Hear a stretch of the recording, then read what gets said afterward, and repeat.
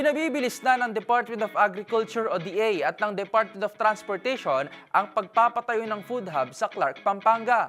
Makatutulong umano ito na mapadali ang pag-iimbak at pagpoproseso ng mga produktong agrikultural sa Pilipinas. Ang mga detalye tutukan sa report na ito.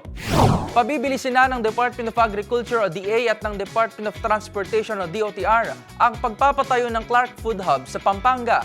Layo ng 2 billion pesos na food hub project na ito na mapadali ang pag-iimbak, pagpoproseso at maging ang distribusyon ng mga produktong pang-agrikultura sa Pilipinas. Ayon kay DA Secretary Francisco Chu Laurel Jr., magiging operational na ang Clark Food Hub sa loob ng 18 buwan mula sa pagsisimula ng konstruksyon nito.